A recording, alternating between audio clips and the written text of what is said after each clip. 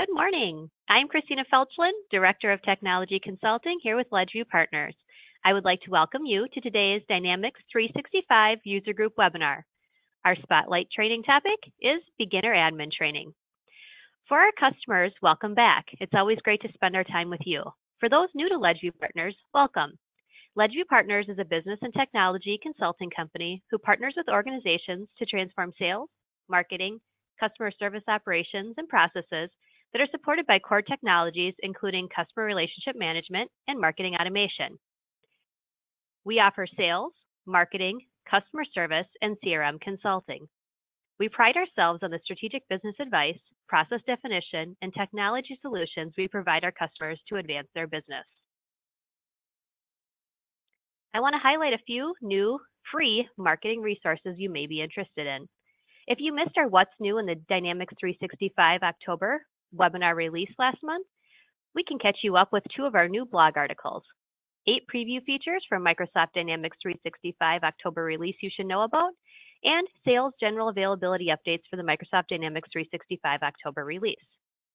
We also have a new ebook on creating a consistent sales process that drives results, and of course, new infographics you can share with your organization.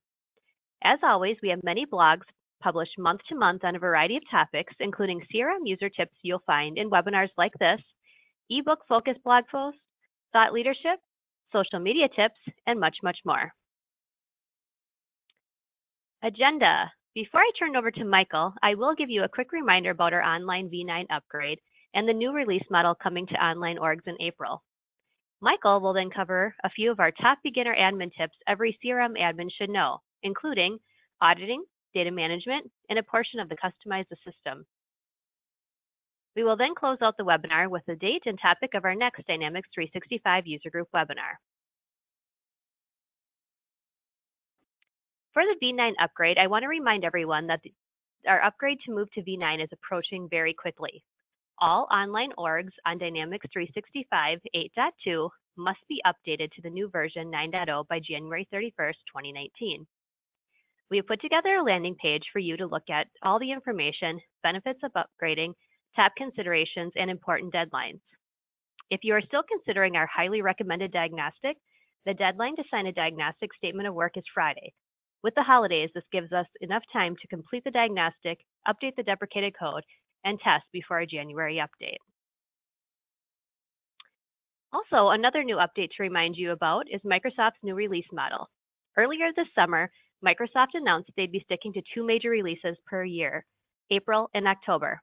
Moving to Dynamics 365 version 9.0 is going to be foundational in allowing Microsoft to move forward with their continuous delivery method, making everyone be on the same one version for all future online upgrades and updates.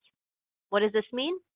Upgrading everyone with the same data center at the same time and allowing each individual org to turn on the new feature they want to utilize. How does this impact you guys? There will be no more customer-driven updates, meaning after January 31st, 2019, there will be no more choosing when you want to upgrade your org. As your CRM partner, Ledgeview will keep you up to date with every future release notes.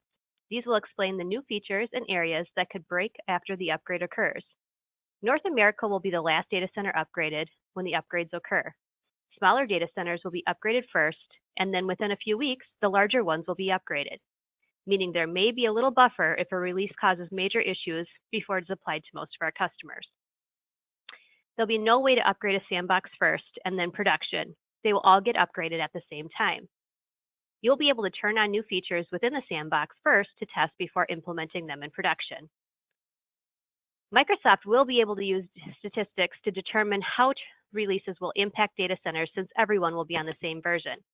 This is something new that Microsoft can utilize and hopefully will effectively communicate when making changes, deprecating features that could impact current customizations. With the April 2019 release, we will be all in it together. Don't worry, Ledgeview will be here to support you along the way. However, we cannot stress enough how important it is to get your deprecated code updated before this release in April 2019.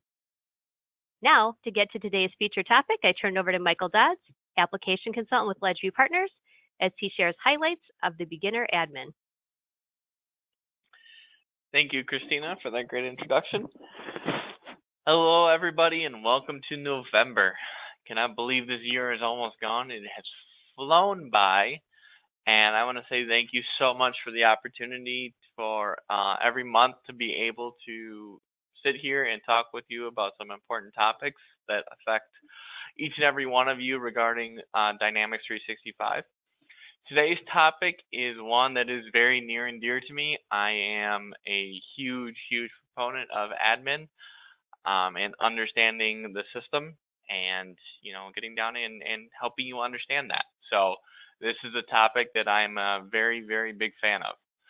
I'm always a huge fan of everything we talk about, but this is one that raises that level even more for me. So without further ado, let's jump on in.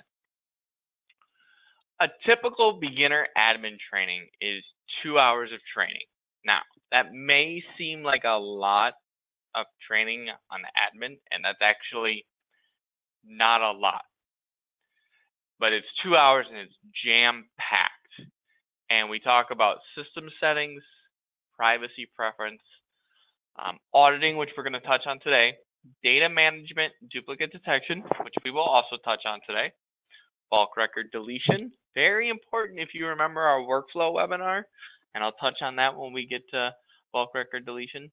Basic security settings, because security is one of those pieces that can be very confusing. So it's a basic touch on that just to give you some basic understanding.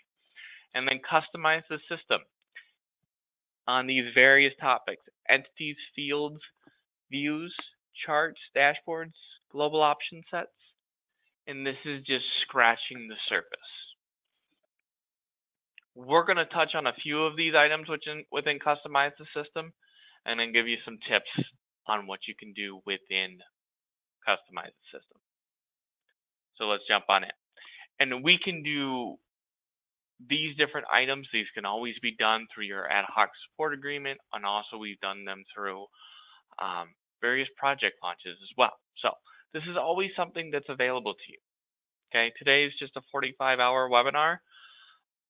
So it's it's obviously a smaller session, as these are 2-hour trainings, but just know that this is always available to you. Today we're going to start out with auditing. I like to start out with auditing because auditing is a very, very important tool within the system. Okay, auditing is one of those foundation pieces because it helps keep your system healthy and in line. Everything that we're going to go through today is exceedingly important, especially to customize the system, because that's where we're getting in and we're doing, that day-to-day nitty-gritty work of adding fields, moving items around forms. It's going to really help your users get the most benefits out, and that's what everybody's going to see.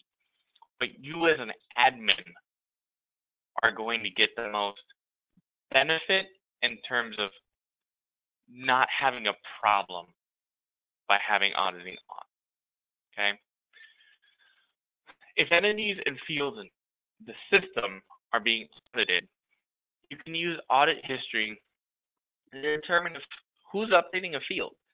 If a user comes to you and says, something's changing in my record and I'm not making the change, what's happening to my record? You can determine it, one, if it's another user and do I need to update security?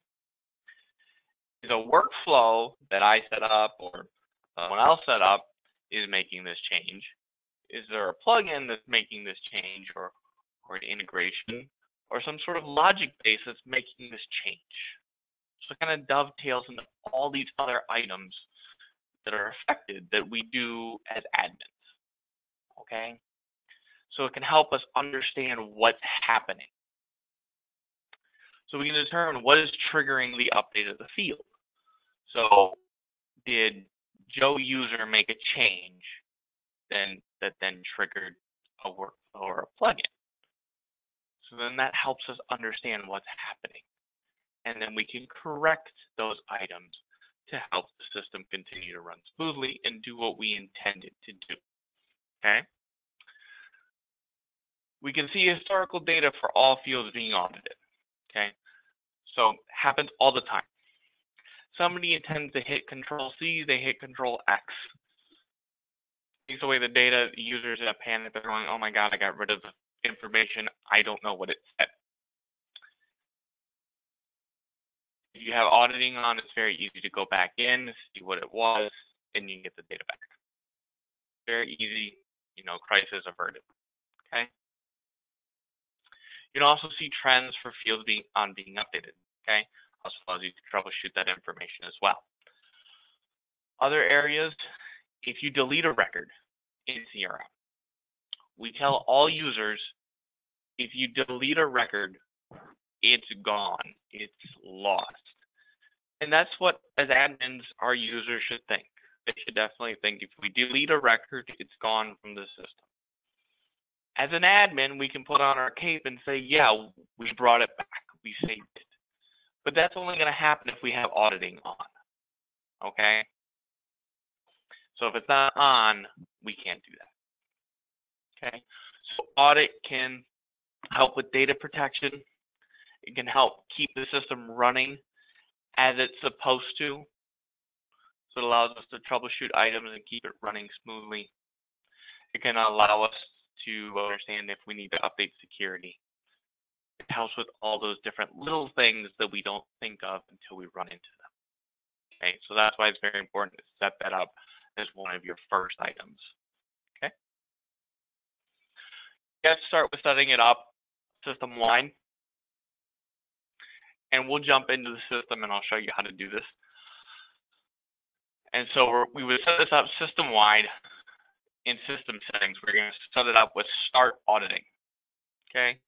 You're also going to see this section right here that says audit user access. However, there's two schools of thought here. Audit user access is one, especially if you have the Outlook client. Whenever you open up Outlook, it's registering that you're logging into CRM. So even if somebody's just opening Outlook, it's saying that they're accessing CRM. So it's not a true actual look at when they're accessing CRM. The other point is you're more interested in what a user is accessing when they're in CRM. Are they creating records, updating records, things like that? Organization Insights is a better tool for that piece than just understanding when they're just accessing the system. Okay. So it's a good tool.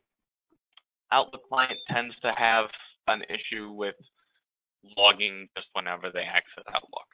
Okay. These common entities here on the side are an all or nothing feature. When you hover over them, they group certain sections together. When you turn them on, it turns all those entities on, meaning like accounts, contacts, goals. It's going to turn all of them on. If you want to check it, it turns all of them off. Okay? So we want to turn on the system-wide auditing first. Okay, so we've turned it on for the system, and then it gets kind of granular from there. We turn it on for an entity, and then from there, so we turn it on from an entity right here. So we say we want to audit this entity. We want to audit accounts. And then it gives us a note that says, by default, all fields for this entity are enabled for auditing. This is my pro tip for you. Be careful about this statement, because there are times where you're setting up fields and you choose not to enable auditing. Okay, so not always is this 100% factual. So I just want you to be wary of this. Okay.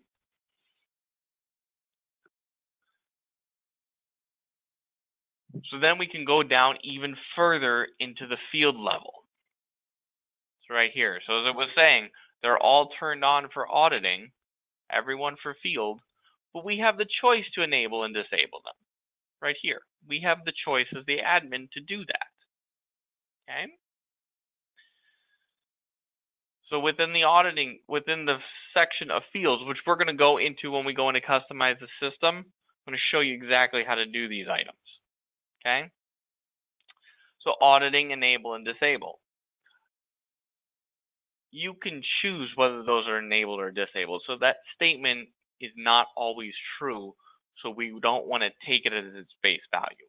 We want to check and make sure that it's actually enabled. Okay? So let's jump into the system here, and I'll show you exactly where this information is.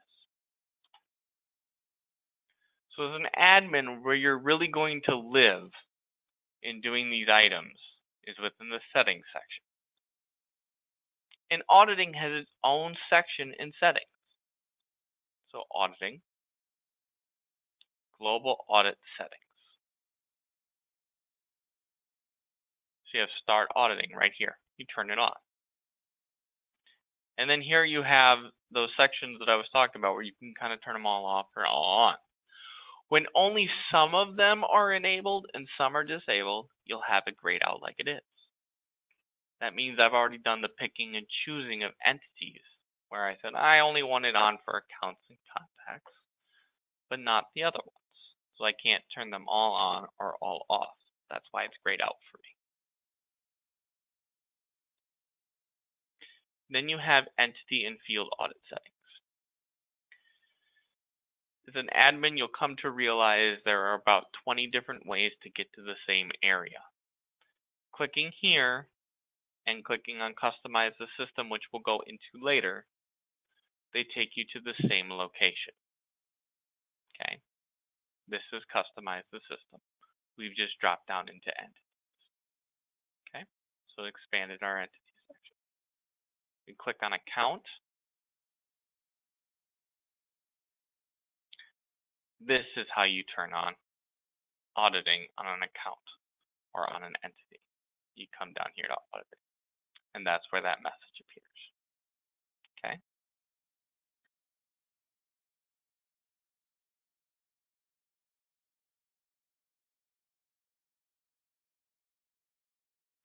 Next piece we're going to jump into is data management. Reason I talk about data management is because this is one of the other really important features, because there's storage management, there's data management, and those two really go hand in hand. Okay, storage management, if you're managing your storage and usage, okay, we're always kind of talking about ease versus cost, okay? So we have cost. It's important with Dynamics Online because storage costs, especially with documentation, we want to have that ease of being able to get to our documents quickly, okay? So, but there's also that cost of storage. Which one's more important? Then it can also affect performance. We have too many things eating up our storage, our performance slows down, we buy more storage. So what are the different ways we can keep that down? Okay, so there are a few main offenders. Okay, so our main offenders without attachments kind of being set aside, like documents, is system jobs. And one of the biggest system jobs is off of workflows. If you remember our workflow webinar a few months ago, I talked about on background workflows, where it has that checkbox where it says delete, automatically delete the process sessions when it's successful. And I said, always uncheck this box. The reason why I said that is because of this next thing that we're going to do. Is where we're going to utilize bulk delete jobs to clear up system jobs.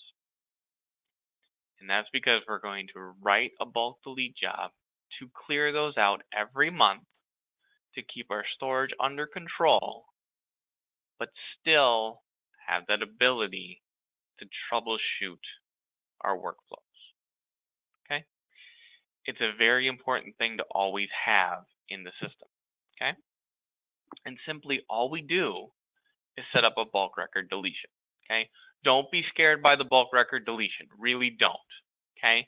What we're doing is deleting system jobs. We're not deleting contacts. We're not deleting accounts. Okay? So it's not going to take away those items. Okay? So what we do is we go to the settings data management area, and then we go to bulk record deletion. Okay. Then we just go and we click new. It's going to open up a wizard for us. Click next. Go to our filters, set our look for, just like an advanced find. We're setting our look for. We're going to system jobs. And then we just do our filtering, just like an advanced find. So then we set our look for to system jobs, then we come down here and we go status reason equals succeeded. All we're looking at is successfully completed jobs. Recurrent start does not contain data. We don't want to look at any recurring ones. The system job types, we're only looking at workflows and system events. That's all we want to delete. And completed on, they're older than 1 month. Okay, anything before that we want to keep. And then I always recommend doing preview records just so you get an idea of what you've created. It's just a good check. And then click next. Provide a unique name. That's important here because you want to have this distinguished apart from anything else. Definitely run this job in the middle of the night. It's during a slow usage time. Okay. Run it every 30 days. I would have this email yourself. You can also have it email other people under the also notify section. Then click next and click submit. That's how easy it is to set up. And then this will run every 30 days for you and clean it up for you. And then you just have to remember to uncheck that box whenever you create a workflow. That's it. Now this one, behind auditing, is the second most important thing to set. We've talked about it when we've done user adoption. We've talked about cleanliness of data. So it's nice to talk about it for user adoption. It's really important to keep your data clean. Well, now this is the practice of keeping your data clean. This is how we do it. Okay, and that's duplicate detection. So I'm going to show you some really nice tips and ways to set up duplicate detection rules that will really give you some benefits. Okay, so duplicate detection settings, you turn them on, and right here, we're going to go into the system. I'm going to show you how to do all of these steps.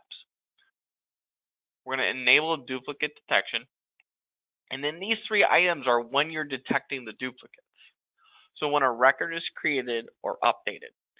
And in CRM, when a record is created, that really means when you click save for the very first time.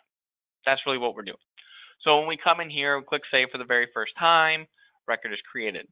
When Microsoft Dynamics 365 for Outlook goes from offline to online, that really just means you flip from offline, which is the ability in Dynamics 365 for Outlook. You go back to online. We don't recommend it. It's not a good practice. And during data import. Very important with data import, it's not going to give you the option to bypass like it does when a record is created or updated. It'll give you a little pop-up box to bypass. Data import, it's just not going to import that line on the Excel spreadsheet. Okay. Now I'm going to show you how to create duplicate detection rules. I wouldn't rely on system duplicate detection rules because there's just a little piece that's just off, or they have ones that say first name, last name for contacts, which there are other Mike Dodds in the world. And they could very well be contacts of your company, and you're getting duplicate detections popped up for that are unnecessary. There are better ways to set those up. Duplicate detection rules for contacts and lead to contacts. I'm going to show you how to do that. And if you don't see an entity available, you can set a duplicate detection rule for, then the entity needs to be enabled for duplicate detection. In Customize the System section, I'm going to show you how to do that. So within Settings, we're going to go to Data Management. And right up here in duplicate detection settings, just click here. It's going to pop open a new window for us. If my test target wants to cooperate with me, it will. There it goes. So you see here, it says enable duplicate detection, and then we have these 3 check marks. Okay? Real easy, just set those up. Duplicate detection rules. I'm going to show you a couple of items in here. So I have contacts with the same email address. I'm going to move this one over. Okay. So this one is very, very important. So contacts with the same email address. That's one of the best ways to detect duplicates. Because people cannot have the same email address. Okay? They're unique. So you can do email exact match. If it is not a required field, you want to make sure that this ignore blank values is checked. Okay? In the system, when they're created through the system, it tends to be that this is not checked. So usually what I recommend doing is unpublishing and making sure we check ignore blank values. Then we do a save and we publish. The reason why that this is important is because Christina and I are clearly 2 different people. Okay? However, the system looks at us and we have 2 blank email addresses. The system's going to go blank email, they're the same. Throw up a duplicate detection warning. That's obviously not accurate. So that's why we go ignore blank values. Okay? Exclude inactive matching records. That's really, really important. Let's say Christina was a former customer, and somebody starts working with her again, but they didn't work with her when she was a customer before, and they go to create a new contact record. Pops up a message saying, "Hey, there's an inactive record here," so has that duplicate detection message pop up. Instead of having to recreate all the information and not have all that historical data, you can just go in and reactivate the old contact record. Then you have all the historical information from that old contact record. Much easier, much faster, and you have the historical data. Case sensitive, you really never want to touch that. People tend to misspell things, much less use the same case sensitivity. So unless there's a really, really extremely good business reason for using case sensitivity, I would leave this unchecked. And then the other one that you want to do is lead to contact.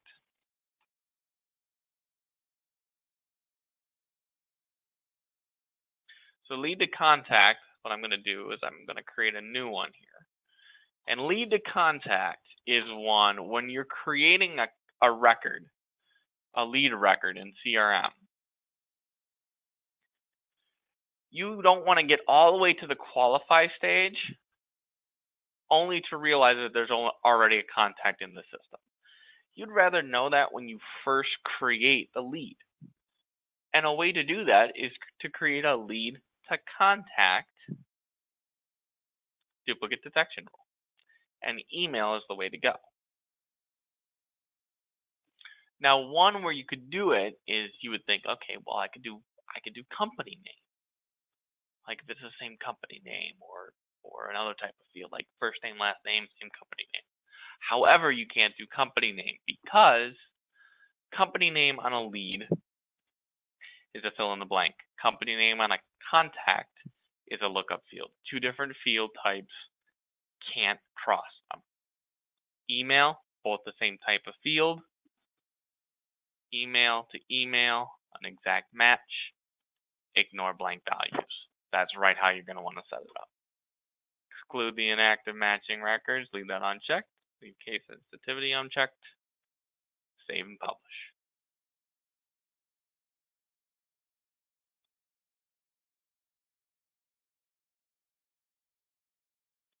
So those are how you want to have them set up right there. So that's for your future reference. And next, we're going to jump into customize the system. So we're going to go with entities, forms, fields, and views. These are the 4 most important pieces of customize the system. So let's jump on it. So we go settings, customizations, customize the system.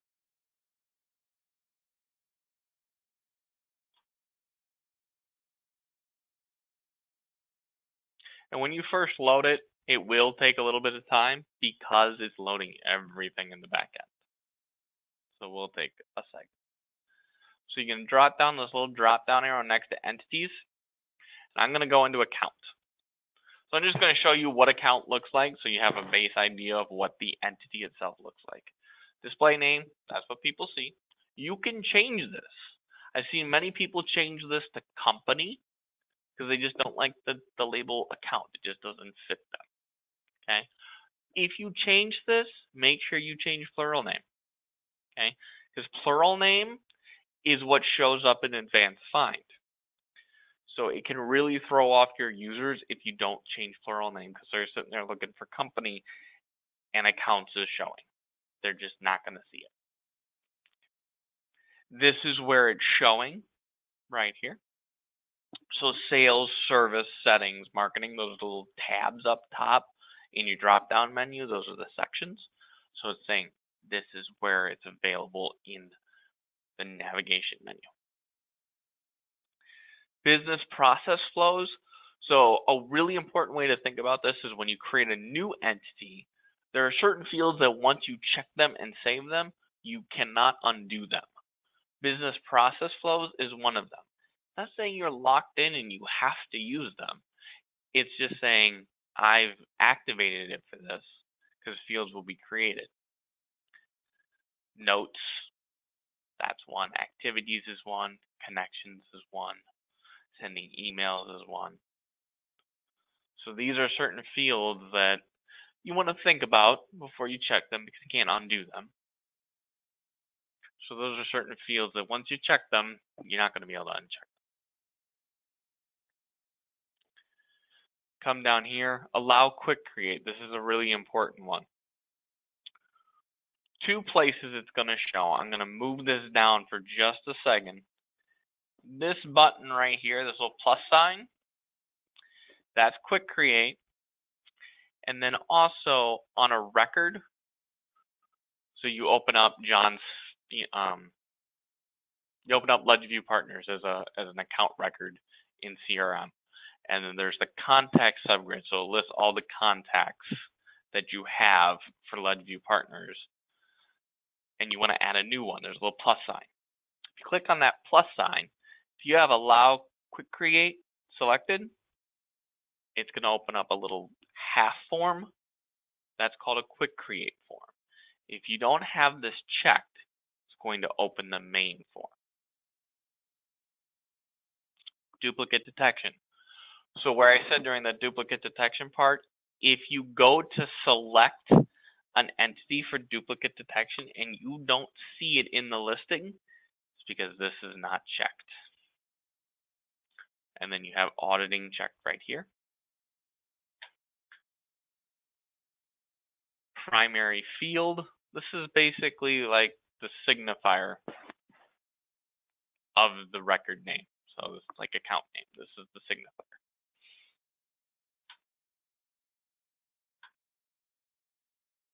So that's your entity. This is the main. There's not a lot you do on this page, but what you can change can have big effects. Really quick pro tip for you. I'm going to move away from this quick because I'm going to give you a big warning. This is like the big red button that says do not push, especially if you have multiple admins. See this button, publish all customizations? You go in many places other than directly on the entity section, on like accounts or activities. You're going to see publish all customizations. Do not hit that button, because if you hit that button, what you're going to do is you're going to publish every single customization in all of Customized System. So every single one.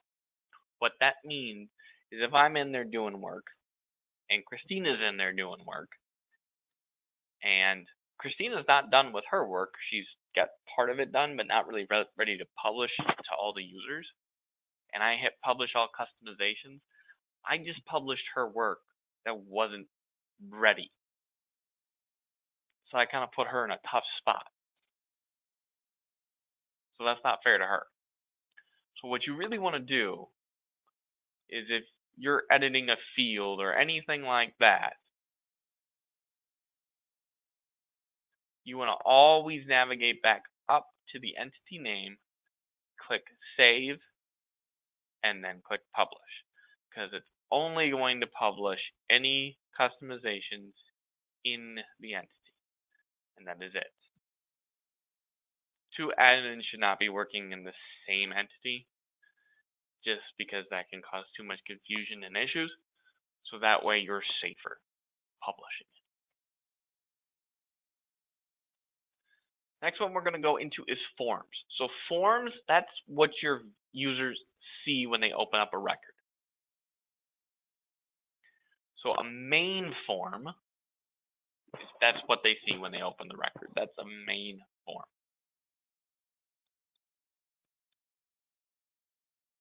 And there are two different ways to get to that, by the way.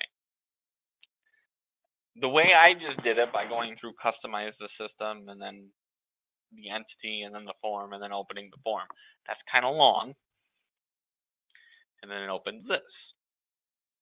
The faster way, if you're only making changes to the form or fields on the form or creating a new field for that entity, that's the way to go. But if you're changing a view or anything like that, go through customize the system. The faster way, I'm going to move this aside real quick. I just want to show you guys admins the most efficient ways to do things. Really efficient way to do it. You can literally go into any account record, because we're doing accounts.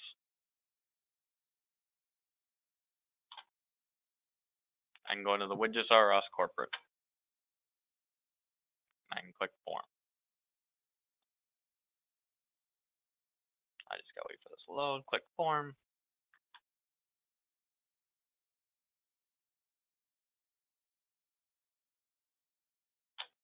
And it's gonna open this. It's a lot faster. Same form, same everything, just a faster way of doing it. Okay? So this is your form. You can open up, so these are fields that are on your form. We open this up. Be very, very wary of this label. Okay? The reason I say that is, come over here. This is facts. This is facts. That's perfect. However, there are some fields where it's called main phone, like right here. See how it says main phone, and then it's labeled phone. Your users see the label. They don't see the actual name of the field. However, as users are taught more and learn more, they tend to understand how to use advanced find. They start searching for phone. Phone's not in there. It's just a label on this form, and that's all it is. So they search for phone, can't find it. You're going to get an email or a phone call. Say, I can't find this in advanced find. It's because of the label. Okay, so that's why I say be wary of labels. Okay, field is read only. They can't make an edit to it. That's the intent. There are some gotchas to it. Stay tuned for advanced admin as a way that's a little bit more secure. It's called field security profile.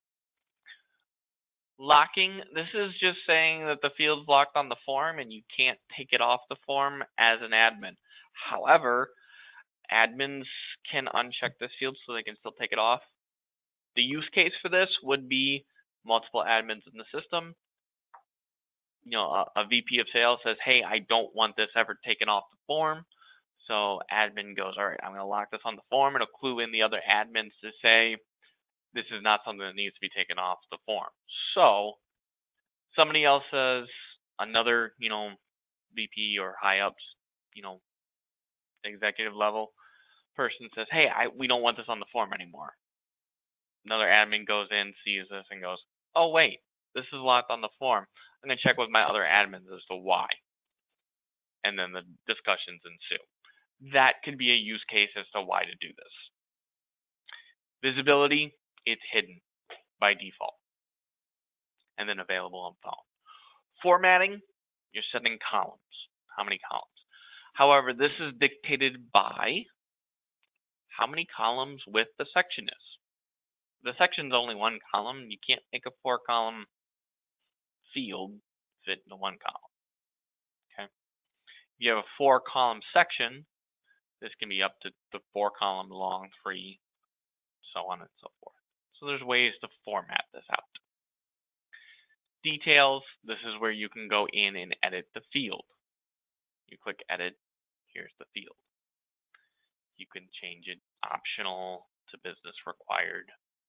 Business recommended does nothing. You put the little blue cross next to the field that does nothing. Can't change a field type once it's created. You can change the maximum and minimum length. That's really what you can do with a field once it's been created. Okay, we're going to go into fields and create them soon. Okay. Events, you're really not going to touch. Business rules is more an advanced item. Next, I'm going to come over here and I'm going to take a look at subgrids. Subgrids, this is really what you're saying here is only related records. This is very important. You want to look at contacts. You're saying, I only want to show contacts that are related to this company, and I want you to show the view of active contacts. Okay. If you open this and said show all record types, and you just said show all contacts, that's just showing every single contact that's out there. You're not filtering to say only related to this record. Okay, so be very specific. If you only want to show things related to the record you're on, that needs to say only related records. If you want to give them the ability to search or change the view, show all the views, show selected views, you can hold down Control, select a couple different views. Then they could choose a few different views that would show different filtering for them. Then you can click OK.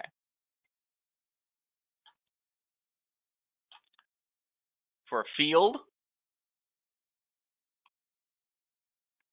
name this test field.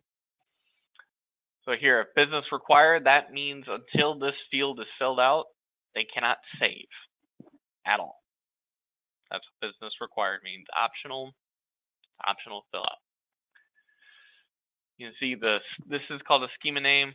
Simply what it means is,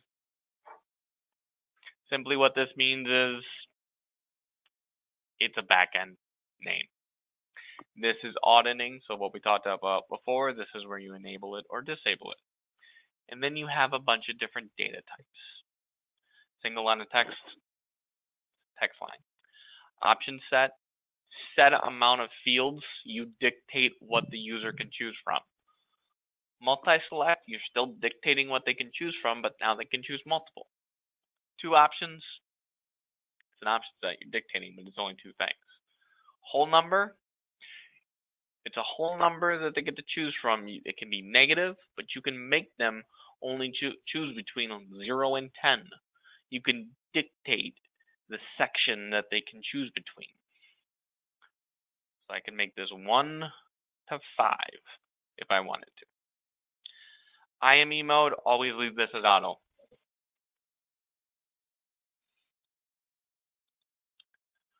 Decimal number, it's just a decimal number. Same kind of concept as whole number.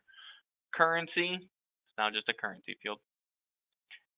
Multiple line of text is just a text box. Date and time, important here, user local just means it changes it to the user's local time zone. And then you can do a time zone independent just means it doesn't change it to that. Lookup means you're looking up to another field. So that account, so when you're on a contact and it shows the account they're associated to, that's a lookup field. You're looking up to a different record. And I do not ever recommend using customer field because it gives the ability to look up to an account and a contact. I do not recommend that field.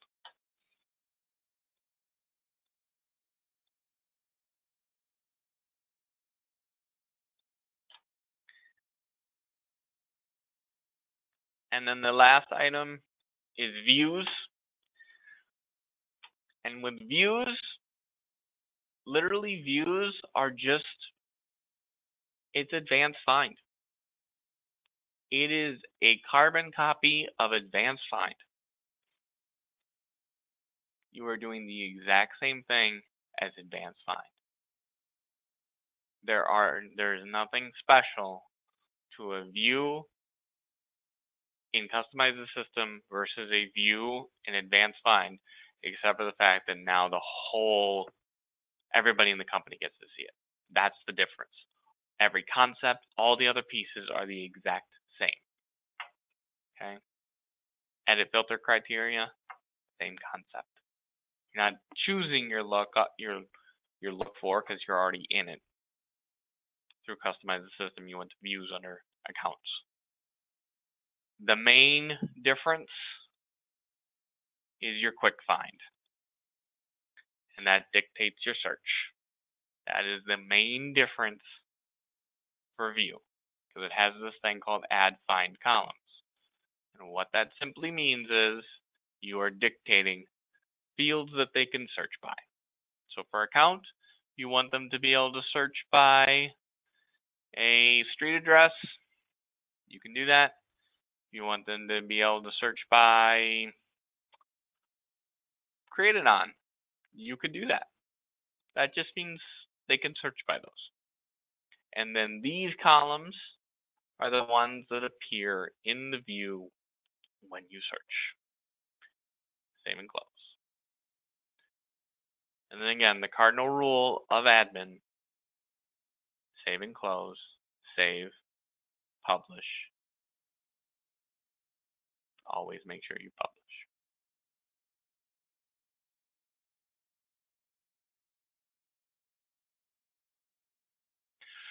This question, I just watched the video on Microsoft Flow Free, and wonder, is it possible to use this to create an appointment for Outlook on creation of an appointment, within Dynamics 365? It really would not require Microsoft Flow. This can be done with the out-of-the-box tools of Dynamics 365 for Outlook and of Dynamics 365 and the Dynamics 365 app for Outlook, or the Dynamics 365 Outlook client. So if you create an appointment in Dynamics 365, you're creating an appointment. So you can, basically the question is, if you're creating an appointment for Outlook on creation, so if you're creating an appointment in Dynamics 365, it can flow down and create the appointment in Outlook. This is really a built-in feature as long as you have a setup of the integration with Outlook.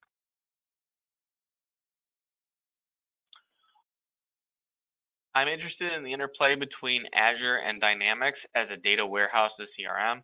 Essentially, I am interested in importing data from multiple sources to a single warehouse and using a single application to manage, analyze, and report on that. For analysis and reporting from multiple sources, I would recommend Power BI. However, this question in general, it would really require a deeper look at exactly what you're looking to accomplish, all the kind of nuts and bolts, so to speak, to give you a better answer regarding the exacts of what you're looking to accomplish.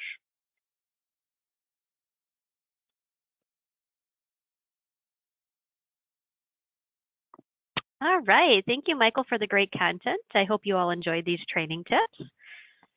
We are excited to bring you our advanced admin training next month. If you know of anyone in your organization who would be interested in these webinars, please remind them they can register for this exciting upcoming webinar by visiting our webpage, ledgeviewpartners.com. Click on News and Events. On the right-hand side, you will see these webinar registration links along with other webinars about business consulting and marketing automation and strategy. On behalf of myself, Michael, and all of us at LedgeView, we thank you for taking the time to attend our user group webinar today. We look forward to seeing you on the next one. Have a great day.